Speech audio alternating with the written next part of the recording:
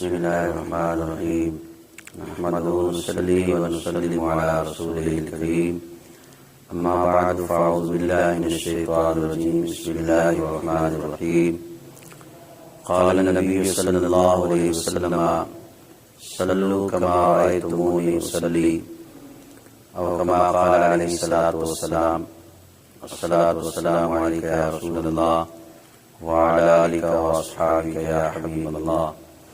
حمد و صلاۃ کے بعد الحمدللہ، جیسا کہ آپ تمام احباب کے علم میں ہے کہ گزشتہ درس میں ہم نے نماز کے طریقے کے متعلق آپ احباب کے سامنے کچھ باتیں پریکٹیکل کر کے نماز کی سنتیں آپ کے سامنے پیش کی تھی رکوع تک. اب سب سے پہلی بات یہ ہے کہ جب تکبیر تحریمہ کہی جائے گی تو اس ٹائم پہ آپ کے سامنے باقاعدہ اس بچے کو پریکٹیکل کے ذریعے دکھایا تھا کہ چہرہ قبلے کی سمت ہو، بالکل چہرہ قبلے کی سمت ہو، اور ہاتھوں کو کس طرح اٹھانا ہے اور اللہ اکبر کہہ کر ہاتھ کس طرح باندھنے ہیں اور کیا پڑھنا ہے.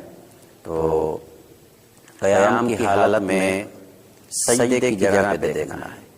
اس چیز کو ذہن میں رکھنا ہے کہ جب قیام کی حالت ہو، جسے ہاتھ باندھے ہوئے ہیں، ہاتھوں کا طریقہ بھی بتایا تھا کہ کس طرح باندھنا ہے اس کے مطابق، اور دیکھنا ہے سجدے کی جگہ پہ، جہاں سجدہ کرنا ہے اس جگہ پہ نظر رکھنی ہے، کیونکہ یہ نماز کی سنت میں شامل ہے.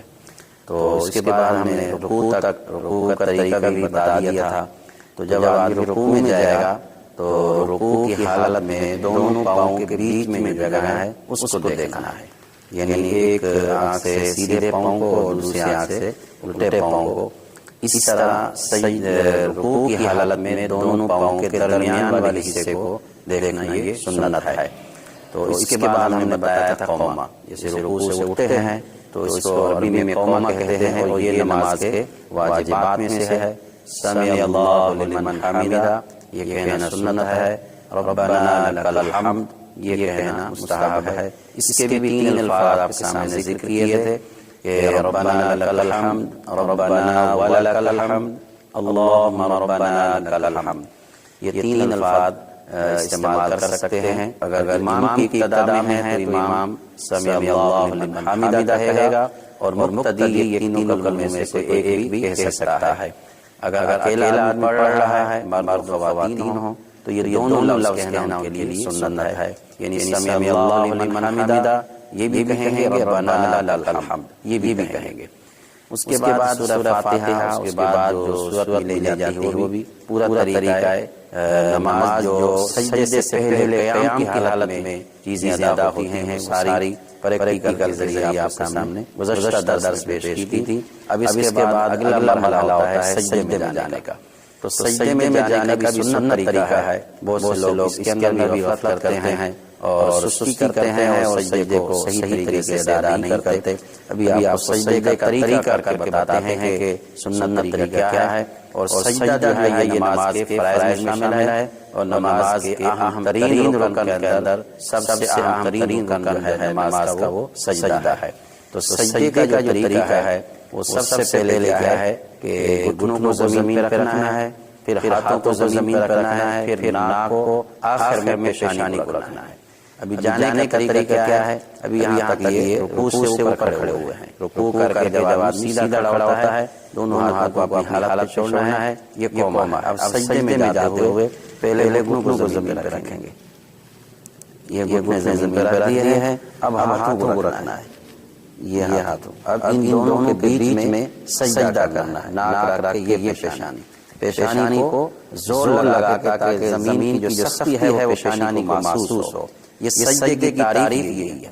جب ہاتھوں علی الارض یعنی پیشانی کا زمین پہ رکھنا، اس کا نام سجدہ ہے. یہ سجدے کی تعریف ہے. بہت سے لوگ جو ہے وہ ناک لگاتے ہیں، پیشانی کو نہیں لگاتے، اور بہت سے لوگ جو ہے پیشانی لگاتے ہیں ناک پر ہوتی ہے. تو ناک اور پیشانی دونوں کا زمین پہ رکھنے کا نام جو ہے وہ سجدہ ہے. یہ حالت جو آپ نے دیکھی ہے اس کے اندر بھی بہت سے لوگ غفلت کرتے ہیں. کچھ لوگ جو ہے وہ ہاتھوں کو بالکل ٹیڑھا کر دیتے ہیں اس طرح. یہ دیکھیں ابھی اگر جماعت کی حالت میں ہو تو اس کو بھی تکلیف ہوگی، اس سائڈ والے کو بھی تکلیف ہوگی۔ تو اب یہ طریقہ جو ہے بالکل نماز کا صحیح طریقے سے ان دونوں ہاتھوں کے بیچ میں ہو۔ یہ مردوں کا طریقہ ہے اس طرح سجدہ کرنے کا، اور خواتین کے لیے طریقہ بتایا تھا کہ وہ بالکل اپنے جسم کو بالکل ٹانگوں کے ساتھ چپکا کے سجدہ کریں گی، یعنی زمین پر لیٹ جائیں گی جیسے آدمی لیٹتا ہے، اس طرح سجدہ کرے گی۔ تو مرد جو ہے وہ اپنی ان کلائیوں کو بالکل کھلا رکھے گا، اور پیٹ کو بھی رانوں سے دور رکھے گا، اور ان کلائیوں کو بھی زمین پہ نہیں لگائے گا۔ بہت سے لوگ یہ بھی غفلت کرتے ہیں، جیسے بھی دکھاتے ہیں آپ کو، کہ وہ اس طرح اس کو زمین پہ رکھ دیتے ہیں۔ یہ بھی طریقہ غلط ہے جو آپ کو بتایا ہے۔ اس طرح کوہنیوں کو کرنا یہ بھی خلاف سنت ہے، یہ مکروہ ہے، اس سے آقا علیہ السلام نے سختی سے منع فرمایا ہے۔ تو اب یہ ایک سجدے کا طریقہ ہے، جس طرح یہ سجدہ کیا ہے تو ہر رکعت کے اندر چونکہ 2 سجدے ہوتے ہیں، تو ان دونوں سجدوں کو ادا کرنے کا ایک ہی طریقہ ہے، کیونکہ سجدہ فرض ہے تو اس کی ادائیگی کا جو طریقہ ہے اس کو یاد کر لینا چاہیے، تاکہ نماز کا جو اہم ترین رکن ہے، فریضہ ہے سجدہ، وہ صحیح طریقے سے ادا کیا جائے۔ کیونکہ سجدہ فرض ہے تو اس کی ادائیگی کا جو طریقہ ہے اس کو یاد کر لینا چاہیے، تاکہ نماز کا جو اہم ترین رکن ہے، فریضہ ہے سجدہ، وہ صحیح طریقے سے ادا کیا جائے۔ اب سجدے سے جو اٹھتے ہیں اس کو کہتے ہیں جلسہ، یہ واجب ہے نماز کے اندر۔ بہت سے لوگ اس کے اندر بھی غفلت کرتے ہیں کہ جلدی سے سر کو اٹھایا اور دوسری رکعت کے لیے پھر چلے گئے، ابھی وہ اٹھ بھی رہے ہوتے ہیں کہ دوبارہ سجدے میں چلے جاتے ہیں، حالانکہ یہ نماز کا واجب ہے۔ یہ جو ابھی ایک سجدہ کر کے بیٹھے ہیں، اتنا بیٹھیں کہ جس طرح آدمی بیٹھ جاتا ہے ایسے بیٹھ کے پھر دوسرے سجدے کی طرف جائیں، یہ نماز کے واجبات میں سے ہے۔ اگر یہ جلسہ چھوٹ گیا تو یہ نماز کا واجب ہے، اور واجب چھوٹ جائے تو سجدہ صاف کرنا پڑتا ہے، اور اگر سجدہ صاف نہ کیا تو نماز نہیں ہوتی۔ تو یہی حال ہے ہماری نمازوں کا کہ ہم نماز کے اندر کتنی غفلت کرتے ہیں، کتنی غلطیاں ہماری نمازوں کے اندر۔ تو آج الحمدللہ ہم ایک پریکٹیکل کر کے آپ کو نماز کا طریقہ بتا رہے ہیں۔ امید یہی ہے کہ انشاءاللہ آپ جتنے بھی ہمارے ناظرین ہیں وہ اس نماز کے طریقے کو دیکھ کر اپنی نمازوں کو درست کریں گے۔ اب یہ اس طرح یہ ہو گیا جلسہ۔ اب یہ بیٹھنے کا جو طریقہ ہے وہ بھی آپ نے دیکھ لیا ہے کہ یہ جو سیدھا پاؤں ہے نا اس کو کھڑا کرنا ہے، اور الٹے پاؤں کو بچھا کے اس کے اوپر بیٹھنا ہے۔ اچھا، ایک اور طریقہ ہے سجدے کے اندر جانے کا، جس میں غلطی کرتے ہیں لوگ، کہ بہت سے لوگ جو ہے دونوں پاؤں کو زمین سے اٹھا لیتے ہیں۔ یہ بھی سجدے کی تعریف میں نہیں آتا۔ سجدے کا جو مطلب ہے 7 ہڈیوں کو زمین پہ رکھنے کا نام سجدہ ہے۔ تو ان میں سے 2 ہاتھ ہو گئے، 2 گھٹنے، 2 پاؤں، اور ایک جو ہے پیشانی ہو گئی۔ تو اگر پاؤں بالکل زمین سے اٹھ گئے ہیں، اس انگلی کا رکھنا یہ نماز کی ضروری ہے۔ اب بیٹھنے کا طریقہ بھی جو ہے بہت سے لوگ کیا کرتے ہیں کہ دونوں پاؤں پہ بیٹھ جاتے ہیں، یعنی بالکل دونوں پاؤں کھڑے کر دیتے ہیں۔ بہت سے لوگ جو ہے دونوں پاؤں کو بچھا دیتے ہیں۔ تو یہ سارے طریقے جو ہے وہ جس طرح یہ بیٹھے ہیں ابھی اس طرح بیٹھتے ہیں، یہ بھی خلاف سنت ہے، یہ بھی خلاف سنت ہے۔ اس طرح بیٹھنے کا طریقہ جیسے دونوں پاؤں کو بچھایا ہوا ہے، تو یہ سنت کے خلاف ہے، یہ نماز کا مکروہات میں شامل ہو جاتی ہے۔ اور بہت سے لوگ جو ہے دونوں پاؤں کو بالکل کھڑا کر دیتے ہیں، اس طرح بیٹھتے ہیں جیسے ابھی دکھایا انہوں نے۔ یہ طریقہ بھی غلط ہے، سنت کے خلاف ہے، نماز کے مکروہات میں چلا جائے گا، اور جو نماز کے مکروہات میں فعل ہوتا ہے وہ ثواب کی کمی کا ذریعہ بنتا ہے۔ دونوں پاؤں کو بچھایا ہوا ہے، تو یہ سنت کے خلاف ہے، یہ نماز کا مکروہات میں شامل ہو جاتی ہے۔ اور بہت سے لوگ جو ہے دونوں پاؤں کو بالکل کھڑا کر دیتے ہیں، اس طرح بیٹھتے ہیں جیسے ابھی دکھایا انہوں نے۔ یہ طریقہ بھی غلط ہے، سنت کے خلاف ہے، نماز کے مکروہات میں چلا جائے گا، اور جو نماز کے مکروہات میں فعل ہوتا ہے وہ ثواب کی کمی کا ذریعہ بنتا ہے۔ تو یہ تشہد کے اندر بیٹھنے کا بھی یہی طریقہ ہے، اور جلسے کے اندر بھی بیٹھنے کا یہی طریقہ ہے، یعنی ایک سجدہ کرنے کے بعد اب ہاتھوں کو جو ہے وہ رانوں کے اوپر رکھنا ہے، جس طرح بھی آپ دیکھ رہے ہیں اس طرح ہاتھوں کو رکھنا ہے۔ اب بہت سے لوگ جو ہے یا تو بالکل آگے رکھ دیتے ہیں اس طرح، بہت سے لوگ یا تو ادھر لے آتے ہیں۔ تو سنت طریقہ کیا ہے کہ آپ نے یہاں ہاتھوں کو رکھنا ہے، ہاتھ بالکل ران کے اوپر ہوں، انگلیاں جو ہیں اپنی حالت پر ہوں، نہ زیادہ کھلی ہوئی ہوں نہ زیادہ چپکئی ہوئی ہوں۔ تو یہ وہ طریقے آپ احباب تک ہم پہنچانے کی کوشش کر رہے ہیں جو میرے آقا کریم علیہ الصلوۃ والسلام کی سنت ہے۔ جب آقا علیہ السلام معراج سے واپس تشریف لائے اور صحابہ کو حکم فرمایا تو صحابہ اکرام نے عرض کی کہ حضور ہم نماز کیسے پڑھیں؟ تو آقا علیہ السلام نے فرمایا صلو کما رأیتمونی اصلی، نماز اس طرح پڑھو جس طرح مجھے پڑھتے ہوئے دیکھ رہے ہو۔ تو یہ ہمارے لیے بھی حکم ہے کہ ہم اپنی نماز اس طرح ادا کریں جس طرح اللہ کے محبوب علیہ الصلوۃ والسلام ادا کر چکے ہیں۔ اچھا، اگلی بات، اب سجدے کے اندر کیا پڑھنا ہے؟ سجدے کی تسبیح آپ کو جیسے رکوع کی تسبیح بتائی تھی، سجدے کے اندر تسبیح ہے سبحان ربی الاعلی، سبحان ربی الاعلی، سبحان ربی الاعلی، 3 مرتبہ، کم از کم 3 مرتبہ، اس سے زیادہ جتنی مرتبہ کو کہنا چاہے، 5 مرتبہ کہے، 7 مرتبہ بھی کہے، تو جتنی زیادہ تسبیحات کہے گا اتنا زیادہ اجر و ثواب ملے گا۔ تو یہ تسبیح ہے سجدے کی، سبحان ربی الاعلی۔ اس کے بعد 2 رکعتیں ہیں تو اتحیات پڑھا جاتا ہے، تشہد جس کو کہتے ہیں، التحیات للہ والصلوات والطیبات، السلام علیک ایہا النبی ورحمۃ اللہ وبرکاتہ، السلام علینا وعلی عباد اللہ الصالحین، اشہد ان لا الہ الا اللہ واشہد ان محمدا عبدہ ورسولہ۔ اس کو کہتے ہیں تشہد۔